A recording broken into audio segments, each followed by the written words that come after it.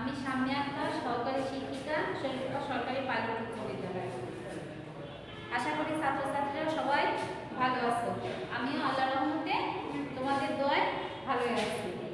সারা বিশ্বে করোনা মহামারী আকার ধারণ করায় তোমাদের মঙ্গলার্থে সরকার এই অনলাইন ক্লাস ব্যবস্থা করেছেন। তারই পরিপ্রেক্ষিতে আমার এই ক্লাস নেন। আমি আজকে তোমাদের নবম শ্রেণী অর্থনীতি সপ্তম অধ্যায়ের ক্লাস। এই সপ্তম অধ্যায়ে আছে অর্থ ও ব্যাংক ব্যবস্থা। আজকে এই পুরোটা পড়ানো সম্ভব হবে না, আমি তোমাদের অংশবিশেষ অর্থ এবং এর শ্রেণী বিভাগ ও কার্যকরী সম্পর্কে আলোচনা করব।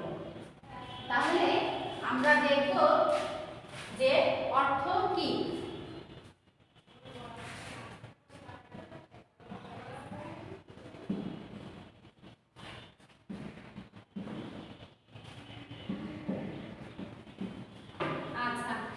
বহুদিন আগে যখন অর্থ আবিষ্কৃত হয়নি, তখন আমাদের সমাজে কৃষকেরা কিংবা অন্যান্য ব্যক্তিরা দ্রব্য বিনিময় প্রথার মাধ্যমে তারা একটি দ্রব্যের পরিবর্তে আরেকটি দ্রব্য গ্রহণ করত। আর এই প্রথাকেই বলা হয় দ্রব্য বিনিময় প্রথা। এই প্রথা এখনো আমাদের বাংলাদেশের অনেক গ্রাম অঞ্চলে এই প্রথার মাধ্যমে দ্রব্য বিনিময় করা হয়। এটা কিভাবে করা হয়?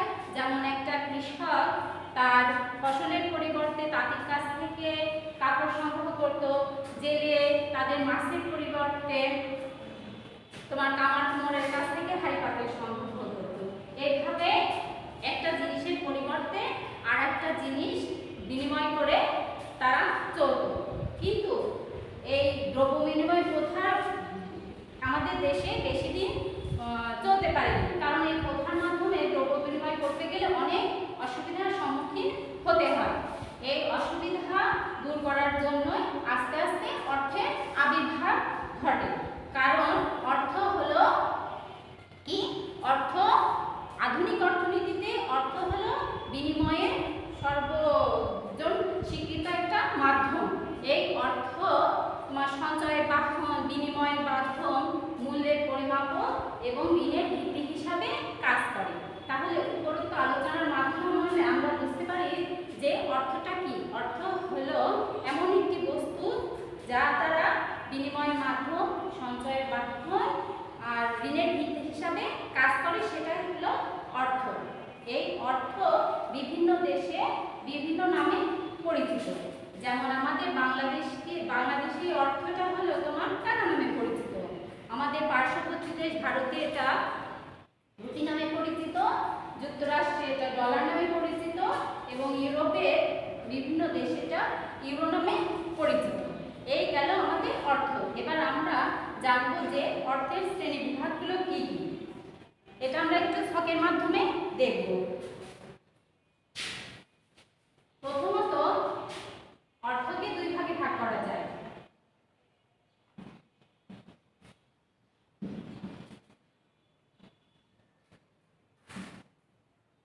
একটা হলো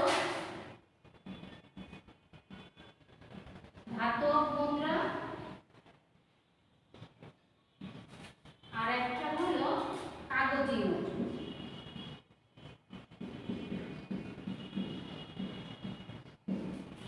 এখন আমরা জানবো যে ধাতব মুদ্রাটা কি। ধাতব মুদ্রা হলো যে কোনো ধাতব খণ্ড দ্বারা তৈরিকৃত মুদ্রাকে ধাতব মুদ্রা বলা হয়। এই ধাতব মুদ্রাগুলো কি কি? যেমন 5 টাকা, 2 টাকা, 1 টাকা এবং 50 পয়সার যে কয়েনগুলো আছে, মুদ্রাগুলো আছে, ওইগুলো হলো ধাতব মুদ্রা। এই ধাতব মুদ্রাকে আবার তোমার মূল্যমানের দিক থেকে দুই ভাগে বিভাগ করা যায়। একটা হলো, দেখি আমরা কি,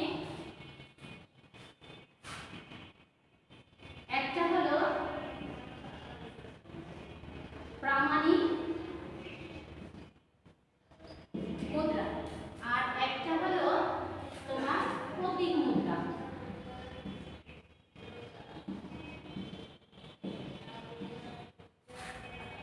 তাহলে দেখা যাচ্ছে যে ধাতব মুদ্রাকে দুই ভাগে ভাগ করা হয়েছে। একটা হলো প্রামাণিক মুদ্রা আর একটা হলো প্রতীক মুদ্রা। এবার আমরা জানবো যে প্রামাণিক মুদ্রা কাকে বলে। প্রামাণিক মুদ্রা বলতে বোঝায় যে তোমার যে মুদ্রা গলানোর মাধ্যমে ধাতু হিসাবে বিক্রি করলে তার সম্মানের মূল্য পাওয়া যায়, সেটা হলো প্রামাণিক মুদ্রা। আর এইবার জানবো যে প্রতীক মুদ্রা কি। প্রতীক মুদ্রা হলো যে মুদ্রা ধাতু মূল্য তার দৃশ্যমান মূল্যের চেয়ে কম, সেটাই হলো প্রতীক মুদ্রা। ঠিক আছে, তাহলে ধাতু মুদ্রা কি, প্রামাণিক মুদ্রা কি এবং প্রতীক মুদ্রা কি সেগুলো আমরা জানতে পারলাম। এবার আমরা দেখব যে কাগজি নোটটা কি। কাগজি নোট কাকে বলে? কাগজ দ্বারা তৈরিকৃত নোটকে কাগজি নোট বলা হয়। ঠিক আছে, এই কাগজি নোট মূলত তোমার নোটের উপর লিখিত মূল্যই তার মূল্য নির্দেশ করে। এটা তোমার হতে পারে, আর নোটের উপর যে লিখিত মূল্যটা থাকে তা সাধারণত ওই কাগজটির মূল্য অপেক্ষা অধিক হয়। যেমন একটা 500 টাকার নোট, এই 500 টাকার নোটে কি লেখা থাকে? তোমার এক পাশে লেখা থাকে 500 টাকা এবং অন্য পাশে লেখা থাকে 500 টাকা। তাহলে এই লেখাটা দেখে আমাদের বুঝতে হবে যে এটা একটা 500 টাকার নোট। আর আমাদের দেশে এই কাগজি নোটগুলো প্রায় সকল দেশেই কাগজি নোট প্রচলিত রয়েছে। আমাদের দেশের এই কাগজি নোটগুলো কি কি হতে পারে? তোমার 1 টাকা, 2 টাকা, 5 টাকা, 10 টাকা, 20 টাকা, 50 টাকা, 100 টাকা, 500 টাকা এবং 1000 নোট। এই কাগজি নোটগুলো সরকারি নির্দেশে কেন্দ্রীয় ব্যাংক কর্তৃক প্রচলিত হয়। এই কাগজি নোট আবার 2 প্রকার হতে পারে, সেগুলা কি আমরা দেখব। এটা আবার 2 প্রকার। একটা হলো রূপান্তরযোগ্য মুদ্রা।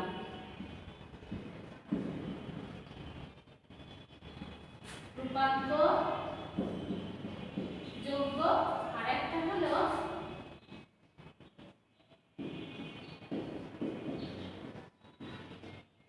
রূপান্তর অযোগ্য। এখন আমরা দেখব যে রূপান্তরযোগ্য মুদ্রাটা কি। যে রূপান্তরযোগ্য মুদ্রা বলতে বোঝায় যে কাগজ নোটের পরিবর্তে চাওয়া মাত্র সরকার সমমূল্যে দ্রব্য দিতে প্রস্তুত থাকে, সেটাই হলো আমাদের রূপান্তরযোগ্য মুদ্রা। এই রূপান্তরযোগ্য মুদ্রা কোনগুলো? যেমন তোমার 5 টাকা, 10 টাকা, 20 টাকা, 50 টাকা, 100 টাকা, 500 টাকা এবং 1000 টাকা নোট। এগুলা সবই আমাদের কি রূপান্তরযোগ্য মুদ্রা। ঠিক আছে, এবার আমরা জানবো যে রূপান্তর অযোগ্য মুদ্রা কি। তাহলে রূপান্তর অযোগ্য মুদ্রা বলতে কি বোঝায়? যে কাগজি নোটের পরিবর্তে সরকারের কাছ থেকে কোনো বৈদেশিক মুদ্রা, সোনা, রূপা কিছুই পাওয়া যায় না, সেটাই হলো আমাদের রূপান্তর অযোগ্য মুদ্রা। রূপান্তর অযোগ্য মুদ্রাগুলো কি কি? যেমন 1 টাকা এবং 2 টাকা নোট, এটা গেল তোমার রূপান্তর অযোগ্য মুদ্রা। তাহলে আমরা কাগজি নোট কি, রূপান্তরযোগ্য মুদ্রা কি এবং রূপান্তর অযোগ্য মুদ্রা কি এগুলো জানতে পারলাম। এরপরে জানবো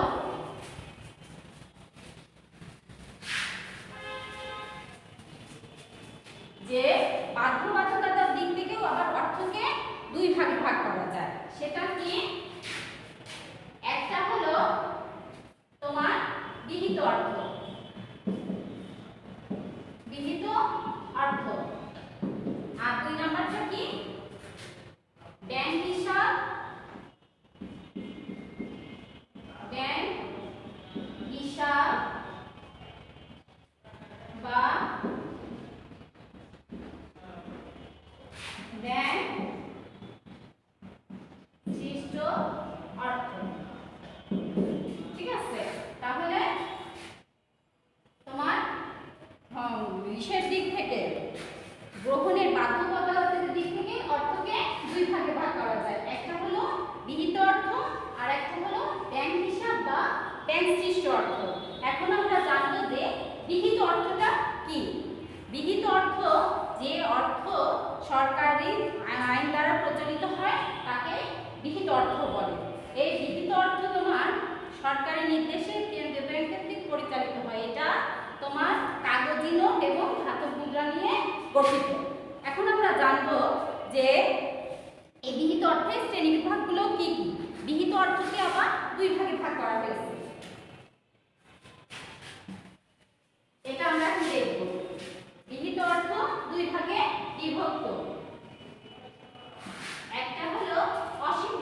অর্থ, অসীম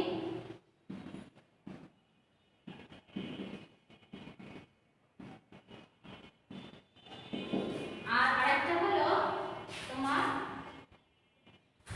সসীম।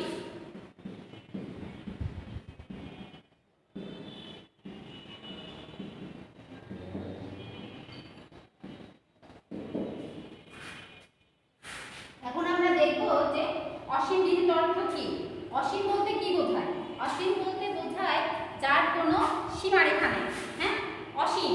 তাহলে অসীম বিহিত অর্থের সংজ্ঞা আমরা এভাবে দিতে পারি যে যে বিহিত অর্থ দ্বারা আইনগত যে কোনো পরিমাণ লেনদেন করা যায় এবং দেনা পাওনা পরিশোধ করলে পাওনাদার তা গ্রহণ করতে বাধ্য থাকে, সেটা হলো আমাদের অসীম বিহিত অর্থ। এই অসীম বিহিত অর্থের ভেতরে কোন কোন নোটগুলো পড়ে? এটা তোমার 5 টাকা থেকে শুরু করে 1000 টাকার যতগুলো নোট আছে সবই অসীম বিহিত অর্থ। এবার আমরা দেখব যে সসীম বিহিত অর্থ কি। সসীম মানে কি? যা নির্দিষ্ট সীমারেখা পর্যন্ত বিস্তৃত। ঠিক আছে, তাহলে যে বিহিত অর্থ দ্বারা একটি নির্দিষ্ট সীমা পর্যন্ত লেনদেন করা যায় এবং আইনগতভাবে পাওনাদারকে আইনগতভাবে জনগণকে অধিক গ্রহণে বাধ্য করা যায় না। জনগণ ইচ্ছা করলে সেটা গ্রহণ করতেও পারে, না, সেটাই হলো আমাদের সসীম বিহিত অর্থ। এই সসীম বিহিত অর্থ কোনগুলো? এগুলো তোমার 5 টাকা, 2 টাকা, 1 টাকা এবং 50 পয়সার ধাতব মুদ্রাগুলো। তাহলে তোমরা একটা জিনিস খেয়াল করেছো কিনা জানি না, যে 5 টাকার নোট যেটা সেটা আমাদের পড়বে অসীম বিহিত অর্থের ভিতরে, আর 5 টাকার যে ধাতব মুদ্রা সেটা আমাদের পড়বে সসীম বিহিত অর্থের মধ্যে। এবার আমরা জানবো যে ব্যাংক হিসাব বা ব্যাংক সৃষ্ট অর্থ কাকে বলে। ব্যবসায়িক লেনদেনের ক্ষেত্রে ও দেনা পাওনা পরিশোধ করতে মানুষ এখন কি করে? ব্যাংক সৃষ্ট অর্থ বা ব্যাংক হিসাব বিনিময়ের মাধ্যম হিসাবে গ্রহণ করে। ঠিক আছে, এই অর্থ গ্রহণে কাউকে বাধ্য করা যায় না। আমাদের দেশের বাণিজ্যিক ব্যাংকগুলো কি করে? মানুষের কাছ থেকে তাদের সঞ্চিত অর্থ আমানত হিসেবে গ্রহণ করে এবং এই আমানতকৃত অর্থ বিভিন্ন ব্যক্তি বা প্রতিষ্ঠানকে তারা ঋণ দেয়। ঠিক আছে, তাহলে ঋণ দিয়ে উচ্চ হারে সুদ আদায় করে। এটা হলো যে যাদেরকে ঋণ দেয় তাদের কাছ থেকে যে সুদটা আদায় করে এবং যারা তাদের অর্থ আমানত হিসাবে রাখে তাদেরকে যে সুদ দেয়, এই দুটো সুদের পার্থক্যই হলো ব্যাংক হিসাব বা ব্যাংক সৃষ্ট অর্থ। এই অর্থ মানুষ চেকের মাধ্যমে তুলতে পারে, আবার বর্তমান যুগে বিভিন্ন কার্ড, ডেবিট কার্ড এবং ক্রেডিট কার্ডের মাধ্যমে এটা তুলতে পারে। ধরো বাংলাদেশের সোনালী ব্যাংকের যে কোনো একটা শাখায় যদি আমার হিসাব খোলা থাকে, ওই ডেবিট কার্ড কিংবা ক্রেডিট কার্ড দিয়ে আমি দেশের অন্য প্রান্তরের সোনালী ব্যাংকের থেকে আমি টাকাটা তুলতে পারি। তাহলে এই কার্ডটা আমার কি হচ্ছে? কার্ডটা আমার সঞ্চয়ের বাহন হিসাবে কিন্তু কাজ করছে। এবার আমরা জানবো যে অর্থের কার্যাবলীগুলো কি কি। অর্থের কার্যাবলী সম্পর্কে অর্থের বিভিন্ন আধুনিক উৎপাদন ব্যবস্থায় ও সমাজ জীবনে অর্থ গুরুত্বপূর্ণ ভূমিকা কাজ করে। এই অর্থের কার্যাবলী সম্পর্কে বর্ণনা দিতে গিয়ে কবি বলে, যাহা করে বিনিময় মূল্য ও মূল্য পরিমাপ, ঋণ পরিশোধ আর সঞ্চয় বাহন অর্থবলী গণ্য করে সর্বজন। ঠিক আছে, এই যে কবিতায়ও অর্থের কার্যাবলী সম্পর্কে কিছু বলা হয়েছে। সেটা কি? Money is the matter of functions for, হ্যাঁ, a medium, a measure, a standard and a story. আর তাহলে আমরা উপরের ইংরেজি কবিতা এবং বাংলা কবিতার চরণ থেকে আমরা বুঝতে পারছি যে অর্থের কার্যাবলী কয়টি? অর্থের কার্যাবলী 4টি। সেটা কি আমরা একটু দেখি। 1, অর্থ বিনিময়ের মাধ্যম, অর্থের কার্যাবলী।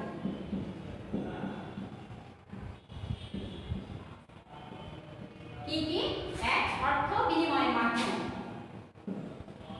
অর্থ বিনিময়ের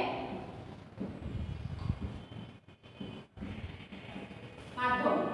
2 কি? অর্থ মূল্যের পরিমাপ।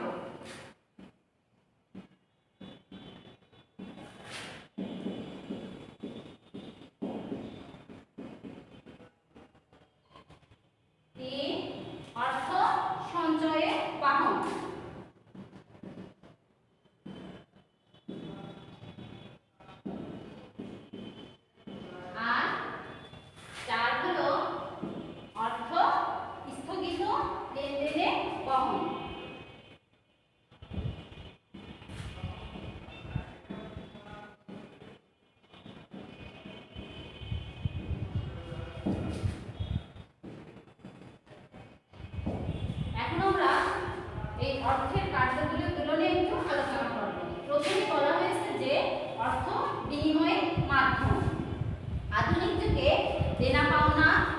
এবং ব্যবসা বাণিজ্য করার ক্ষেত্রে অর্থ একটা বিনিময় মাধ্যম হিসাবে ব্যবহার করা হয়।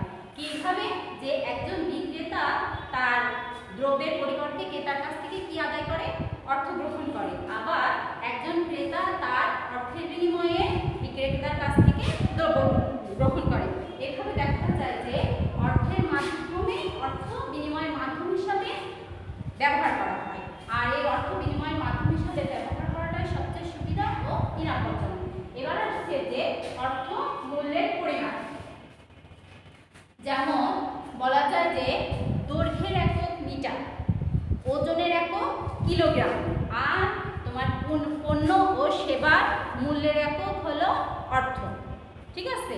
এই পণ্য ও সেবা আমরা কিভাবে পরিমাপ করতে পারি?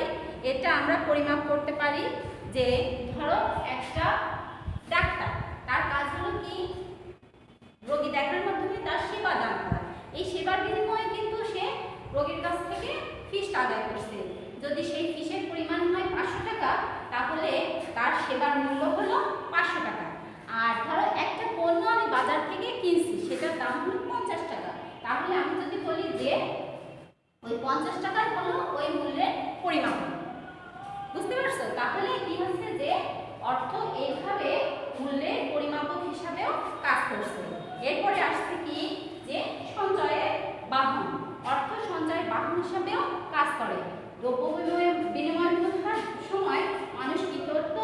যে দ্রব্যের মাধ্যমে সঞ্চয় করত, কিন্তু এই দ্রব্য বেশিরভাগ দ্রব্যই পচনশীল।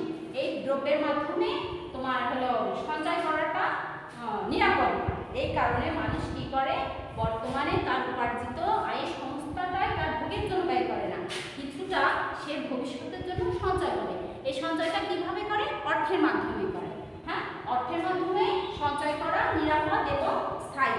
এরপরে আসছে যে স্থগিত লেনদেনের বাহন।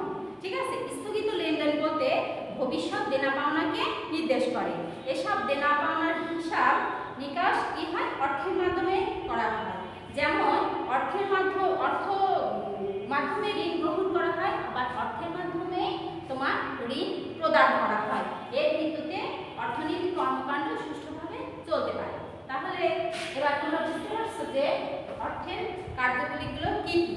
ঠিক আছে? এছাড়াও অর্থের আরো অনেক কাজ আছে, সেগুলো হতে পারে তোমার অর্থ মূল্য স্থানান্তরের বাহন হিসাবে কাজ করতে পারে, অর্থ তারল্যের মান হিসাবে কাজ করতে পারে, অর্থ সামাজিক মর্যাদার মাপকাঠি হিসাবে কাজ করতে পারে।